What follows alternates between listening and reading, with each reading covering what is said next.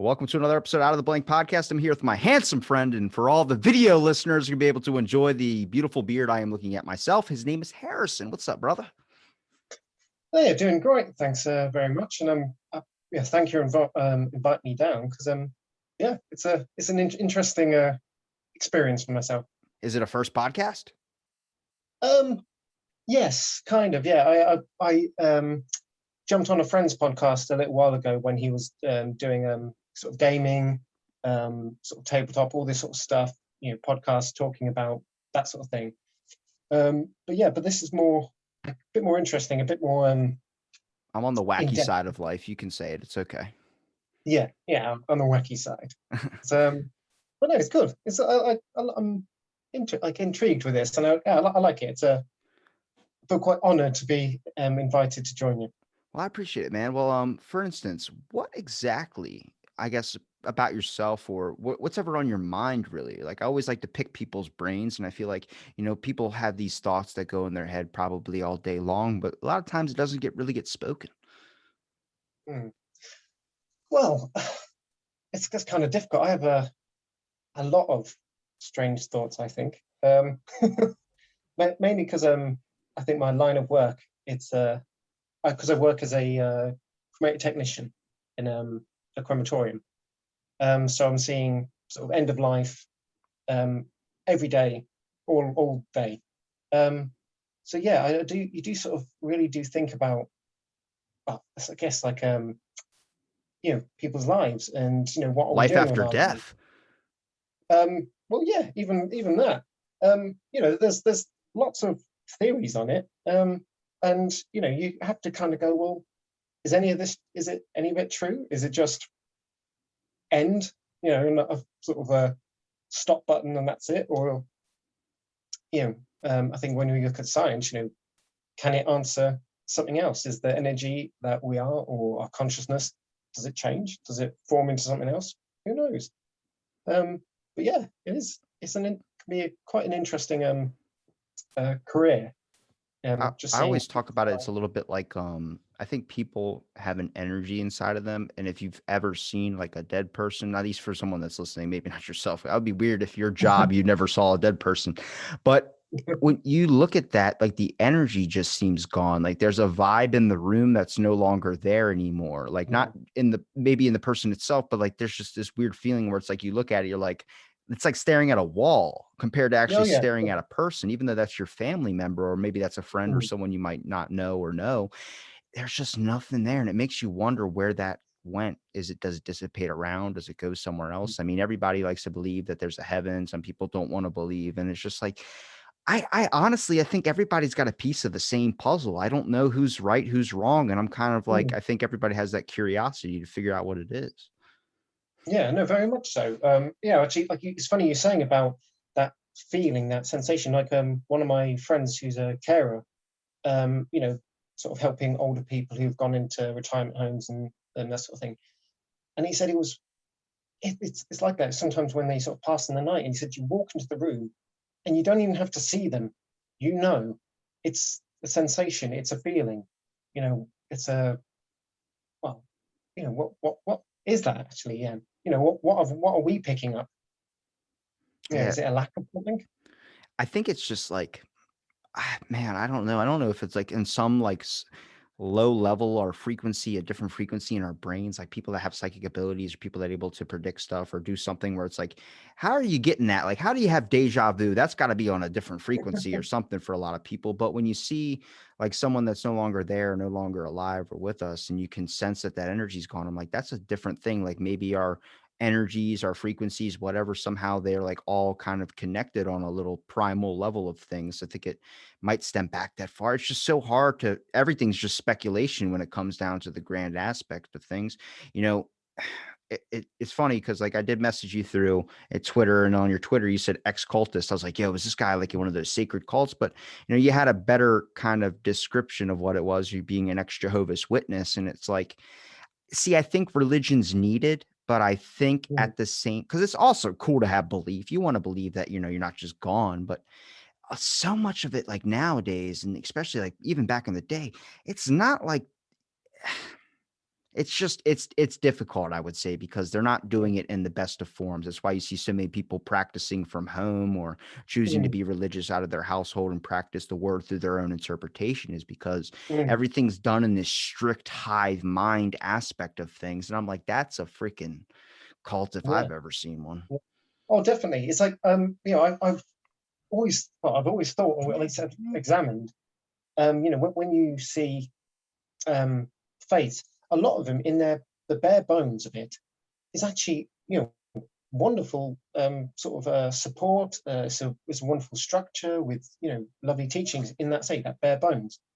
However, then when you then examine, go deeper, you won't really start to see in the sort of meat of it some real sort of controlling kind of harsher things. And I think when you put take into account that we've had man basically running these organizations for countless generations, you can kind of see that actually that who at what point was um you know these people putting things in, at what were they point were they sort of molding their message to kind of make it a bit better for them.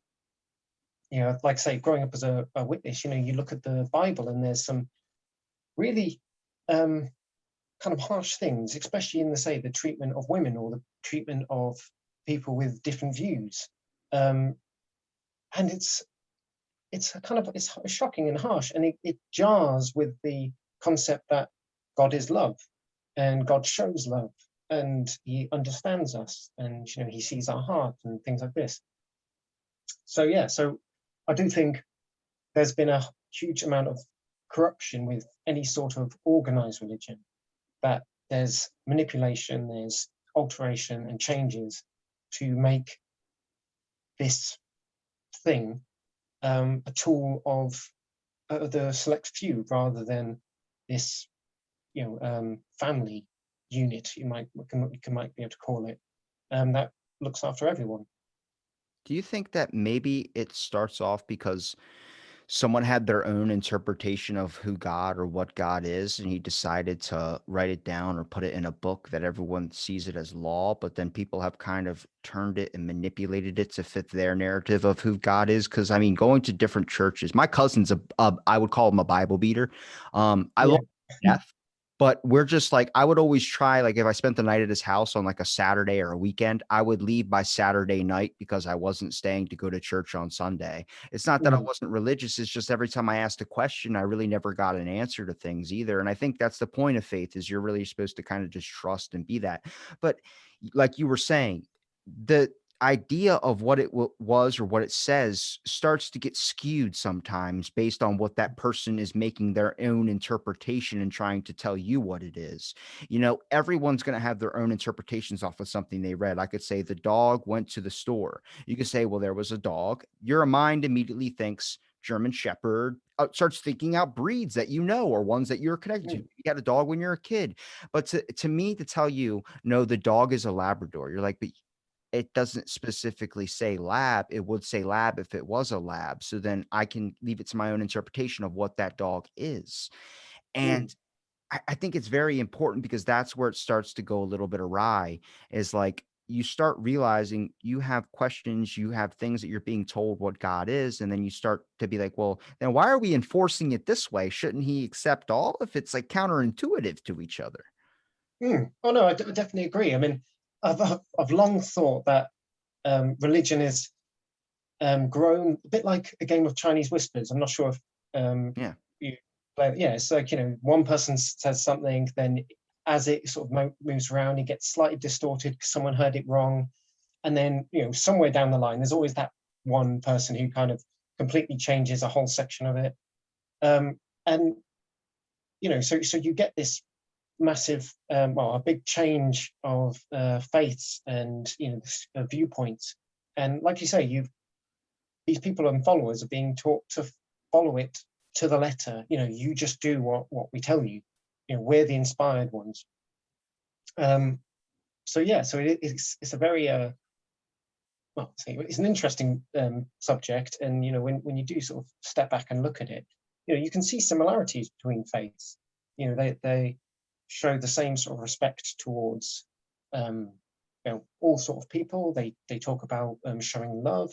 I mean, I think if you actually really break it down to it, for example, the Christian Bible and the is like Islam's Quran. Quran, yeah. Yeah, that's it. Yeah, they're the same book. At the start, there's the same characters.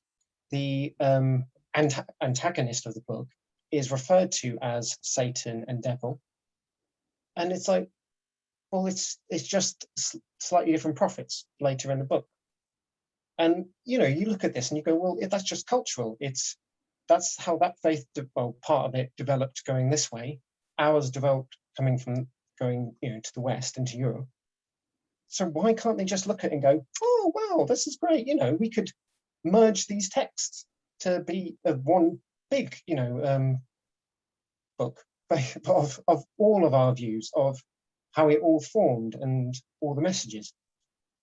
But people will actually look at these texts and go, actually, that doesn't fit with our message.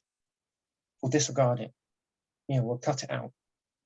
I know with the Bible, there's a involved in the Dead Sea Scrolls, which was apparently the original texts which were formed into the Bible that we know today. There was a book, I think it was the Book of Enoch, that was disregarded by, let's say, the main church or body of the church, because it didn't fit with the other books. It goes into detail describing angels. There's a lot of more tales of angels, talking and associating with humans on Earth. It's because like that would kind of be right before the whole Noah story, and the flood and all this sort of stuff. So yeah, I think there's some sort of deniability. They can actually sort of go, well, okay, there was the start, there was all these people, Noah came along and he was the only holy one, and then they destroyed, God destroyed everyone on Earth bar his family. So now you can deny that book and get rid of it because its message doesn't quite fit with the rest of it. But the thing is if this text was written at the same time or around the same period, it was stored with the same scrolls, surely that should be kept. That should be included. And you just, it's a part that needs deciphering. It needs looking into. Yeah. It's very hard. I think it's kind of what I'm trying to do here a little bit with like I talk to plenty of people that have like religious faith or something like that, and I'm Mm, like, well then I want to talk to the other side as well too. And see, that's the thing, is people think more with emotion or what they want to believe in to be 100% true rather than hearing another perspective of things. And mm, that's the thing here, is like, if it's something as powerful as religion, something as powerful as government, if something as powerful as whatever you want to deem to be the highest authority is not doing that, then there's an issue. Because mm, anything that is supposedly, like for instance, with God, supposed to love you so much, why would it condemn things that are people just like yourself? For instance, if you want to talk about gay people, if you want to talk about whatever, there's a bigger aspect there, and I feel like it's been trickled down or filtered through some things to fit a certain narrative of what is so and so it shall be, is like their answer to everything. And I'm like, that's doesn't sound like that would be from the man. That would be from the person that created everything. So you start to raise questions. And I'm like, I had people that I reached out about, ex-religious people or something like that, that wouldn't come on the platform because they felt like that it would give my podcast too much hate. And I'm like, if anybody takes a hate from an episode like this, you have to look in yourself to understand what about understanding another person's perspective is. I mean, you being ex-Jehovah's, for instance, everyone knows Jehovah's Witnesses is like slam the door. There are all these people that knock on your door and won't leave you alone. And once you let that door in, they won't stop. In your mm, mind, were you ever at that point where, like, I mean, you believed it so much at the time probably that you were like, you were trying to save people? Because my buddy yeah. that was on here, I didn't go into it, but he was an ex-cult leader, not Jehovah's. He Mm, was an actual cult leader. And he talked about it and he was getting very emotional about it because he said he was so in it. He thought everything that he was believing was true, that it'll convince you to do so much in the faction of your beliefs rather than look at Mm. it from a grand perspective. And I think that's very, very important. And that's why, like, people always talk about they never give up, Jehovah's Witnesses or something like that. I'm like, because they believe it so much that Yeah. in their eyes, they're helping, they're trying to spread the message and they're trying to do what they're supposed to do. But the fact that you questioned and then you start Mm. to realize a bunch of things is just interesting to me. Yeah. Well, I mean, that's the thing is, even though I left, I still don't, I don't dislike the sort of rank and file believers because, like you say, there's everything they're taught. Um, is all about that showing that faith. It's all about learning. You go to like their church, their Kingdom Hall. You go twice a week. Like nowadays they're doing like Zoom calls. They're studying every day of the week. They're looking at the Bible. They're looking at the publications. They're trying to get better teachers. So if your whole life is filled with this, um, faith, it permeates everything you do. Of course, you're going to be so um, focused on it. There's no cracks. It's really difficult to find a crack. And but that's where I say it's a cult. It's control. It controls you to. Well, the thing is, like, so they dissuade people from going into further education.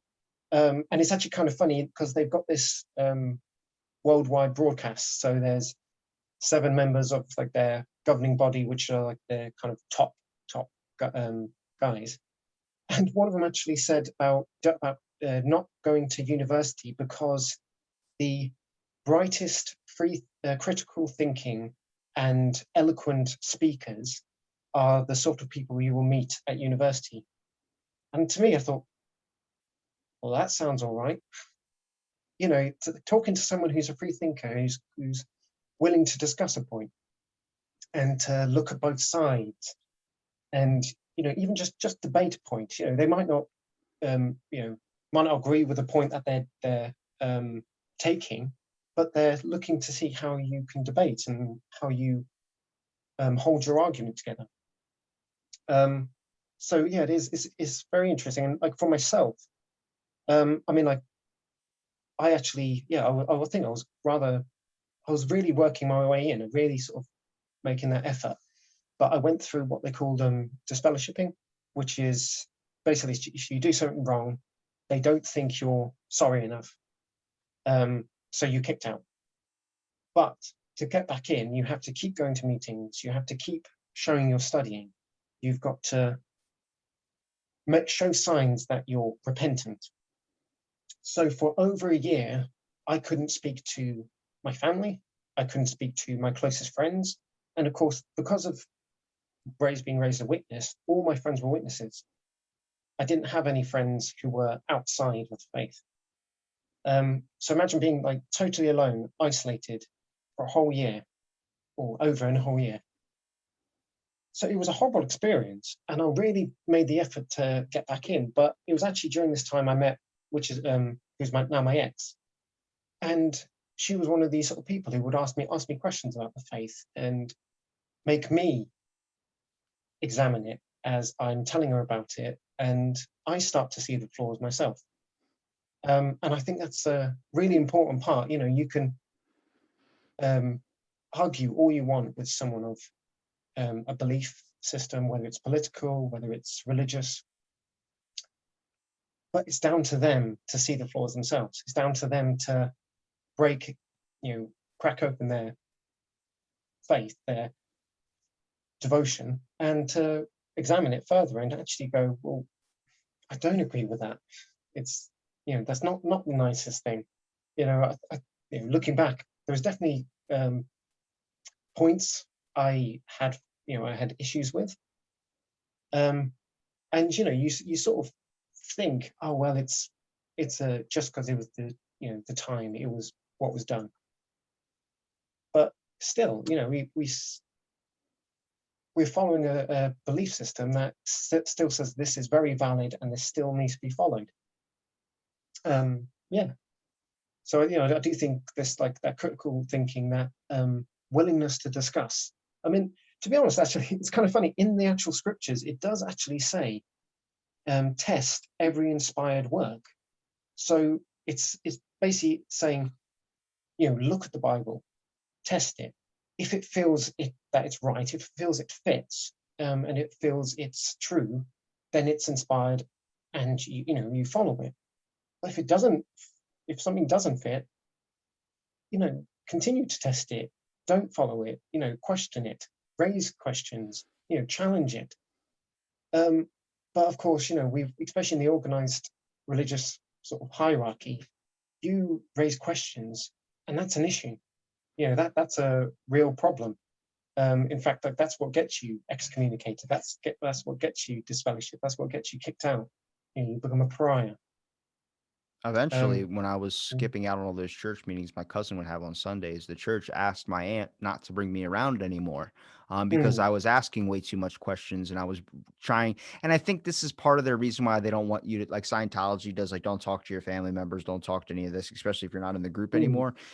It's because you can contaminate their mind or might test their faith, but I'm like, if your religion is so fragile that a certain couple of questions might test or hinder your faith, is that one you wanna be practicing in? I mean, if you oh look at yeah, the definitely. concept of things, like, the whole point is to ask questions. That's what life's about, is supposed to be about trying to solve something that might truly be unsolvable, you know? Leonardo da Vinci, in my mind, is probably one of my favorite people in the world, only on the I've never met him, so I don't know if he was an asshole or not. But his best quote is, work is never finished, just left undone, because he always believed the reason why he was known as like the unfinished artist was because he thought you could always add something to it, maybe a month later, a year later. So none of his works were ever complete. And I'm like, that's the same thing. This book was written a very, very long time ago, and it might have some things that ring true, but at the same time, you need to learn how it's got to adapt to today's society. If you believe in a higher being, if you believe in something that's all around us, it seems like more of an energy around us, then why would it ever excommunicate or cut out something that had a different sexual orientation, had a Mm, different thought, had a different this? It's if it's a God, it loves all creatures, right? So then that brings the bigger point of like, then why does he hate these? Or why are you telling me I can't hang out with these people? And then it's like, it leads down into, and that's got to be a big conflict with you because you're struggling with something that you believe 100% entirely, that you're spreading the word of it. And then you're starting to realize it's like kind of crumbling around you, and you're starting to notice that it's like there's something different here, that I've been a little bit brainwashed in a way. And that's got to, mm, damn, that's like schizophrenia in itself. yeah. Oh no, very much so. It's like, it's actually kind of funny. It was my like I say, like my ex actually pointed this out, where she noticed that, like say, when I was in, I had such a negative opinion of people. I could be sat in a pub, a restaurant, and I would be looking around, and I actually looked at people negatively. And this was when I had that faith. I'm supposed to be showing love, but I still saw people as, you know, as sort of corrupt heretics, or something like that. And like I say, so, and the thing is, when I got to fellowship, I remember I went to a pub one evening, like finished work and just went to a pub, thought, I'm gonna have a drink, and I made friends, and then every single time I went, I made new friends. I think I remember one night I literally went for a pint. I ended up being there all night, and I was sat at a table with 18 people I'd never met, and we were getting along brilliantly. And I think that's where those little bits of doubt start coming in. It's like, why are these people, not worthy of my time, unless I bring them into this faith? And you start to, like I say, you start to doubt, you start to reason and ask questions. Um, but yeah, so I think it is a um, well, yes, it's a difficult thing, because I know, um, for myself, is I actually, another one of the reasons I kind of decided to leave Lead, um, was sort of political reasons as well, because the witnesses have no stand on anything political, because their devotion is to God's kingdom, and that's it. And once again, I kept thinking to myself, well, why wouldn't we try to make this world better for everyone right now? Because of course I'm sure you've heard about like the Brexit Yeah. stuff, like the UK is now leaving the European Union. I thought, well, I want to be involved in this. So I actually went, okay, I registered, I voted, and then shortly after that sort of thing, there's a couple more incidents, and then I just went, actually, no, it's not for me anymore. I've got too many doubts. I'm not going to sit in a church and listen to people talk about this when I don't actually believe it anymore.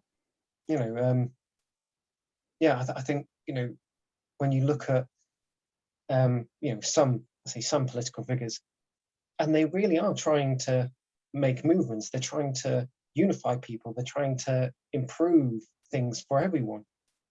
And you're like, that's someone actually working to help people. Not trying to hold power and keep control and going. You've got to follow things this way. They're open and they're unifying people and talking and debating and finding solutions. So yeah, yeah, there's so many better ways I find. There's a Yeah. better way to communicate amongst people. There's a better way to find a forum to be able to chat. I was watching a video. Everyone kind of hates Steven Crowder, but I was watching his like, where's this Mhm. meme come from? And I saw the change my mind type thing. And a guy was screaming at him with a blowhorn and not letting him talk. And when he finally decided to talk, he's like, what's your name? He's like, I am the Lord and Savior Jesus Christ. And he's like, well, you're Jesus? And he goes, well, I'm Jesus, you are Jesus, we are all Jesus. Jesus is all of us. And he goes, yeah, but what's your name? And then he says his name. He goes, but you can call me Jesus. And then it's like, you're honestly doing a sin by calling yourself Jesus in that aspect of things. But if you Mm. really look how brainwashed this guy was, not that he believes in a religion, but that the fact that he was screaming at this guy, would not even have a conversation, was just screaming, and just kept going over and over again. You're all going to hell. I'm Jesus. You're all, and it's like, you listen to this sinner, and it's like, the biggest part about the world is if one being created everything, then we should all be trying our best to get along and find a better way of communicating rather than hurting someone or putting somebody down. This is where Yes. questions start to arise. And the idea of faith, I think it's important, but I also think it needs to be done in a better way, because the way we've been doing it for so long, a lot of people are celebrating from home or choosing to be religious from home, because Mm. it does become like a community thing. And I get it. You want to be part of a group. It's what's nice to be in a fraternity. It's nice to be in certain podcast groups or certain religious groups, whatever. But when you start realizing that, like, there's all this, like, stuff you don't agree with and all these types of things, and they start noticing that is when they wanna excommunicate you, and it leaves you in this lull where you're like, "Why do I believed in this so much. I was such a supporter, but now I just had some questions raised, and are afraid I'm gonna contaminate the pool? What Mm. this isn't what I thought it was. Like, we're all supposed to love. We're supposed to be able to ask questions, challenge each other's thoughts, and the idea that it's not gonna change our faith. So that the Mm. idea that a question would change someone's faith is showing that you don't even know if you truly believe in it yourself. Yeah. I know. Yeah, definitely agree. I think actually a lot of organized religion it's a lot more sectarian than something that unifies. You've got to believe things a certain way. You've got to teach things a certain way. Actually, I think there's a great quote actually, I think by Karl Marx, which said that religion is the opiate of the masses. And if you think of like opiates, it was something to relax to. It was much like you might say like going for a beer, just having a couple of drinks, just relaxing. It's something that supports and soothes. Yet, if you also keep an eye on the illustration, it can become addictive. It can become something that you require every single day, and it fills your life. So it's I think religion's great in the sense that it can form these communities, and I think especially with let's say with the lockdown and COVID, it's beautiful that church groups have kept in contact, having Zoom meetings and things, and checking up on one another. I think it's fantastic. But if it was like say permeated your whole life, I think you mentioned Scientology. They've got campuses where you live, and everyone is, Scientology is, or within this cult, and it's your bread and butter. It's every single part of your life. That's where it gets dangerous. It's it's now everything, and there's no possible sort of alternative for you. Yeah, so I do think religion's lovely in a sense of being this support, but that's the thing. Just has to be a support. It doesn't. It's not going to be your life. It's got to be sort of held back at maybe a bit. Um, It's just so hard so like, because people are so malleable, man. Like I know, oh yeah, like for instance, Heaven's Gate, or the one cult where they all drank the Kool-Aid and then they all died. yes, There's a deep story where they found their bodies in, I think, in a mansion outside of like Mexico or New Mexico or Texas or something like that, where there was a bunch of people lying in beds with bags on their heads wearing fresh ass Nikes, like brand new Nikes. And mm, what they found through a study of the bodies in autopsies was that the bodies died at different times. It was a total period. I think it took like a couple of days to find the people, but some people died on the first day. Some people died on the second, and some people died on the third. So then you're mm, looking like, imagine being in a bunk. You're on the bottom bunk, and you know the person above you has passed away from asphyxiation, and you're waiting for your turn to be next. The mm, idea that people can believe in that so much to do the act so mm, really scares me, because it shows as people we're very, very malleable, but also very, very vulnerable, and we're looking to something to believe in. We need something. People can get to that edge where, faith could save their life. I've had an experience where I was driving my car and I just missed the butterfly. I just missed it, and I was having a really rough go at things in life. And I was like, maybe that's all of us, just floating through life, just getting missed by that car. And then I was like, wait mm, a minute, like it was a completely religious experience. But I was like, if I would have hit that butterfly, I would have a totally different outlook on life. It's like really about all what you need at that moment to try and get you into the next day, which is why I find it important. But when do you draw the line? Like, when does hurting yourself or hurting others become a thing? If you can't see somebody's family, to me, that's the same hurt as physical hurt. If you're telling someone that they have to excommunicate this person, you can never talk to them again, and it's your brother, that's mm. emotional pain. That's time Oh, being lost. yeah. That's abuse. It's like Yeah. I think there's actually a chap in, I'm trying to remember where. I think it might be Croatia, but he's actually got human rights activists involved, and has actually sued the witnesses for that point. The being disfellowship, the not being able to talk to your family or communicate with family in any sort of way. And apparently, apparently they saw it and just went, "Yep, we're in. That's abuse. That is, mental abuse. It's effectively torture." Um, and Well, yeah, the so abuse goes so far, dude. Like, I'm not going to mention this girl's name. Girl I went to school with. mm, I remember there's this church in my town. It was on 3rd Street or something like that. I live in this town that's filled with like nothing like but street names, like 103rd Street, 10th Street, 15th Street. They're all just street names, like after numbers and shit.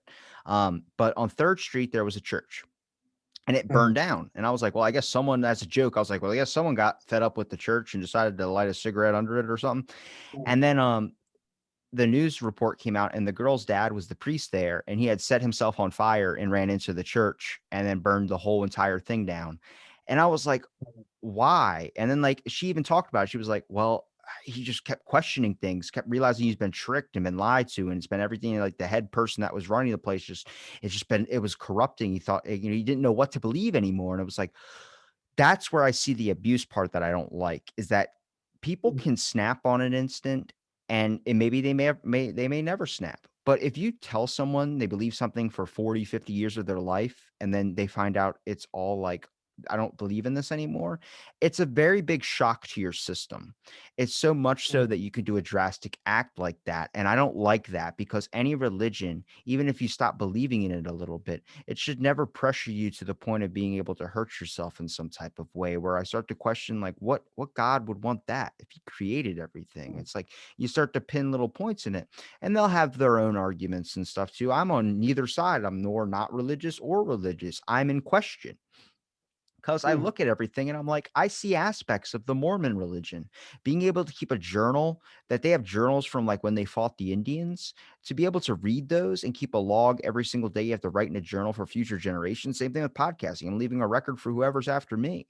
yeah. There's important aspects of some of these religions, but a lot of it goes to like, why would I ever cut myself off from information or something in the fear that I might become corrupt? I was like, what's that idea of becoming corrupt? Isn't understanding and being more compassionate towards others a better way of living when we can truly harmonize without any of us worrying about our beliefs being shaken? Mm. Yeah, no, I agree 100%. But actually, I think that's also, I think, where you can also find the flaws and actually find the difference between a faith which is a religion and a faith which is, say, a cult.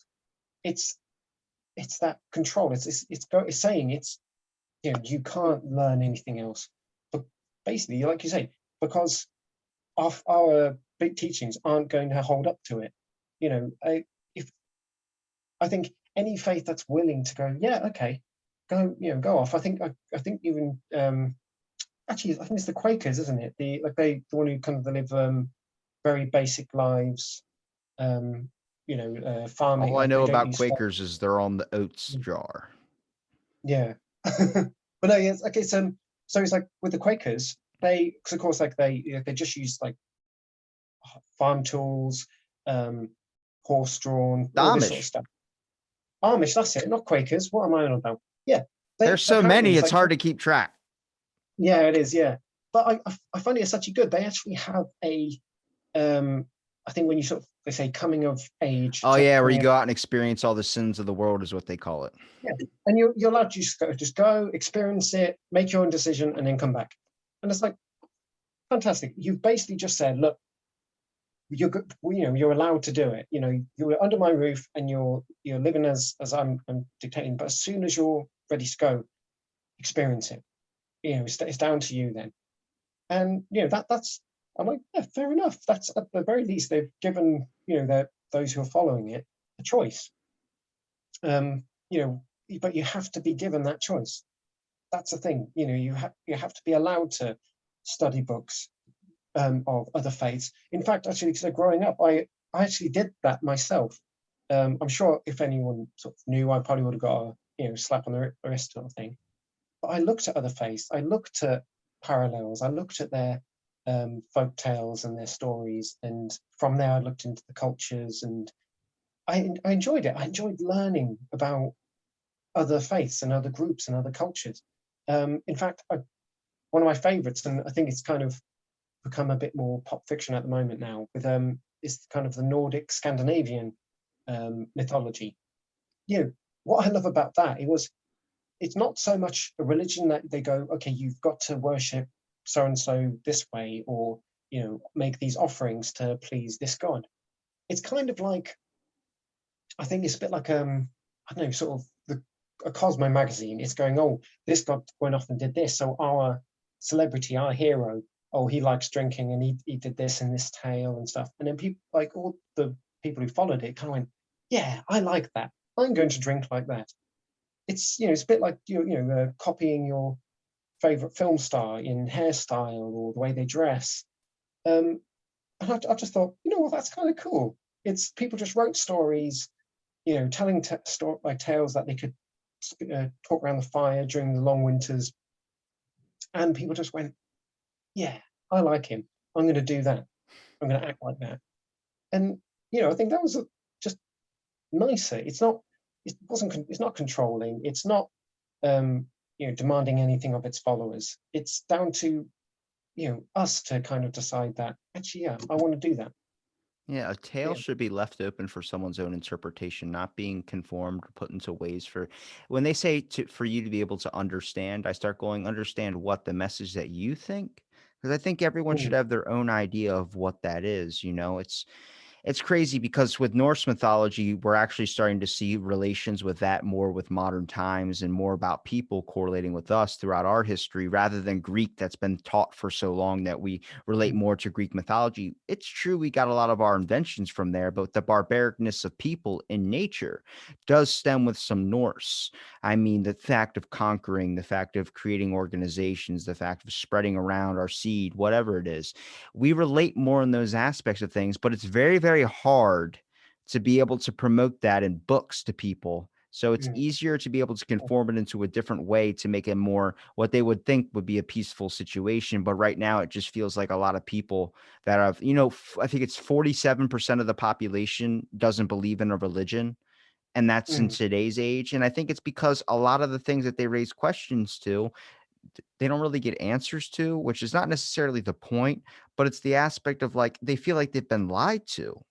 When you mm, feel like you've been lied to, you don't want to stick with that any longer. The thing is, you're supposed to help someone guide and find their path, I think is the point. And that mm, gets lost and watered down in so many different ways where it's like, no, you're conflicted with demons. You're conflicted with demons. It's like, well, maybe the demons are just emotions that I have that I'm trying to figure out where the answer is or where, they want to go. And it's like, you're not helping me find those paths. If you're really trying to better me as a person, you should be able to help me or forge what I would think my path would be, help me find out what that is. yeah.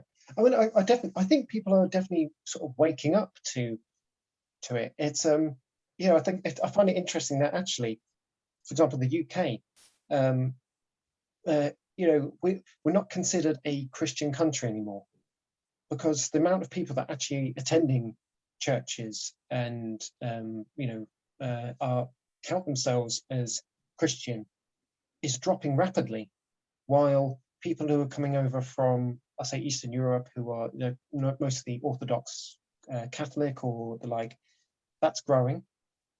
Um, but the same, and then additionally, in fact, actually, I was thinking Ireland. Like my housemate is Irish, and it's interesting how few actually believe the Catholic faith in Ireland, but they'll still go because it's what everyone does, but they don't actually believe. So it's an interesting thing. People are starting to question. They're starting to see the wrongs done by the organized religions, and yeah, and like they're raising questions. And though they may, like say, may attend, though they may, um, you know, do all the ceremony, they don't quite believe anymore. It's not there in their heart. Like, and I do think we're seeing that now. We're seeing more people becoming aware that actually, what our religious leaders are doing, they're not representing us. They're not, um, you know, being what we're taught that they are. Do Yeah. you ever get blowback from having it in your bio or maybe doing anything where people message you saying you're doing devil's work or you're doing something wrong? Um, Not very often. I have had actually recent conversation. I say conversation. Um, This is conversation, yes, this is conversation. No, it was. So it's yeah. So it's not maybe not you wouldn't say conversation, but a dispute. uh, yeah, dispute. That's a better word for it. Yeah, with someone recently because of their, like I say, they're very. In fact, they're a witness themselves, and yeah, and they're very you might say kind of angry at the I think what's a growing um, community of ex-witnesses. Because with social media you can connect to people all around the world, um, and discuss people your experiences. What everyone has seen, and because it's becoming a lot more open and outspoken and loud, that I'm guessing some witnesses are feeling the need to speak back, and you can I guess you can feel a bit attacked by it, but also at the same time, I think it's perfect opportunity to, you know, ask questions of them. You know, instead of, let's say, instead of attacking back and saying how deluded people are, you just ask questions and say, well, I'm sorry, do you really think, believe this? What about these events that have occurred? These things that have gotten into the news. I think that's the danger, though. Once again, say with cult level religious control is everything bad is the work of the devil, but everything good is the work of God. Is that promotion you got, that was God's gift to you, but or was it you working hard? You working hard, being honest, and your boss is going, you know what? Yeah, we'll offer him like promotion and things like that. So one Um, thing that I called, and then one thing that I have a conspiracy theory on. So I called a long time ago, probably like 400 episodes ago. I had a rabbi on this podcast and we were mm, talking, and I was like, I started to notice certain things about the government and religion where I was like, two things the government's afraid of is religion and people. When the people come together, they can take down the government. And when religion's just too old and too powerful. But when I was talking to him, I was like, I bet you sooner or later, I mean, we're seeing churches get taken down and we're seeing these things like being encroached upon. I was like, I think religion's going to start falling a little bit. And he goes, show me your evidence. I'm like, I guarantee to you, man, I'm just making a speculation here. And then not even 2 weeks after I posted that episode, I think his name is Yonalison Goldson or something like that. But I sent him a little article I read, and I think it was 13 priests were arrested at the Vatican. And I was like, you mm, see? And then he blocked me. And I was like, well, I'm sorry. I guessed it right. But you start to look at the mm, conspiracy theory I have is like anybody that's getting a major attention or anybody that's getting like this major amount of fame or view of the world. Maybe it's because they use the word God every 5 words. Like, even though there's 47% of the population that's not religious anymore, a large amount millennials, it seems like anytime that someone's on TV, they're mentioning God. And it's like, are you doing that because you actually believe, or are you doing that because you think that's like the slip to get fame? Like, if I use God every 5 words, it's going to get me a high level of fame because people like to hear that religious or hear that I'm blessed or something. Because I kind of saw it in a Ted Cruz interview.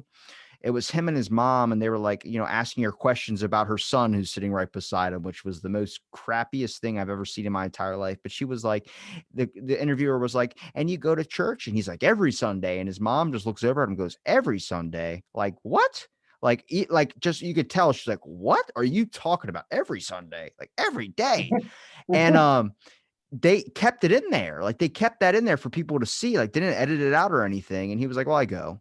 And it's like, you start to realize, like, are you just doing that because you think that's what people want to hear and that's what people want from you rather than you actually believe in yourself? And if so, why is every president that we've had, at least in America, all about God, God, God? We haven't had an atheist one. We haven't had one of a oh God, different yeah. religion. Is it just because that's, oh, God bless America? What does that mean, though? Do you know what Mm, that, you don't even know what God is. Why are you asking it to bless America? It doesn't make sense. yeah, and I think that's the thing. If God created everything, why is one country his chosen one? Why is it this special thing that he's going to bless? Or at the very least, why do you have to call the attention to it? Say, can you bless us? Surely he's looking out for everyone. So yeah, it is. Oh my You God, I was in a cult. Hold on a second. The Pledge of Allegiance in school. Do you remember? Oh, you don't might not remember that, but it goes, I oh, pledge I know what allegiance it is. Yeah. to the flag of United. And then they stopped that. They stopped doing that. So I was fucking brainwashed. Mm. Well, the thing is, it's like you do it automatically, don't you? You just do it.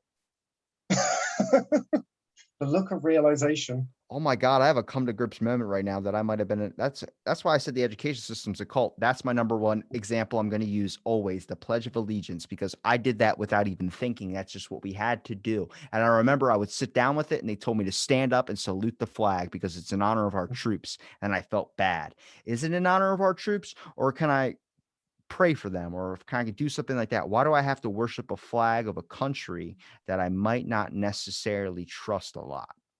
Mm. Yeah. And I mean, additionally, if you want to honor the troops, maybe not send them to places they're going to get killed. Why are you sending them food that doesn't expire? What the hell is that?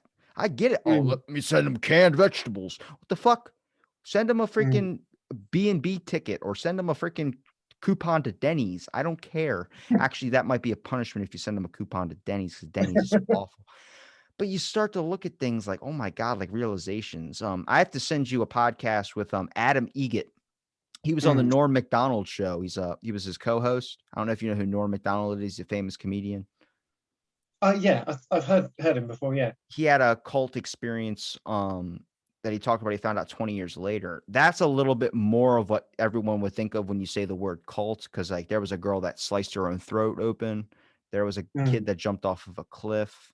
Like there was a bunch of like crazy stuff that he was talking about in that experience. And man, it might not religion in the eyes of like being an ex-Jehovah's in cult, whatever, it's still a cult, but maybe not as severe as everyone's idea. Because when you say cult, people think you're sacrificing a goat and doing all this type of Mm. stuff.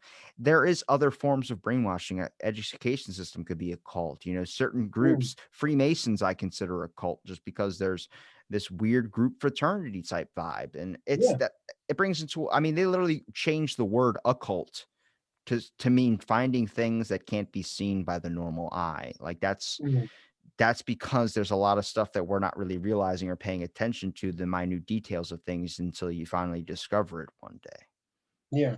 No, exactly. And I mean, I do think those How dare groups you though. twirl your beard in front of me? I'm I'm so showing off. jealous. Yeah. No, but yeah, it's like I think that's the thing though. I do think cults are, like you say, people have this image, and it's almost kind of this stereotype of going out, after night into a graveyard with cloaks and sacrificing a child or a goat or something like Not a child, a chicken. Change it to a chicken. that. Well, This is a kid show. wow. Yeah, but the thing is though, is I very much think no, it's the cults that we sort of picture is because of well, I guess those things. It's people who are um, infatuated with an idea and don't question it and just follow what they're told. But we can thus go, actually no, we're seeing it in these big major religions. And I think it's though though it all seems all well and good, nice sort of married couples or and nice happy families.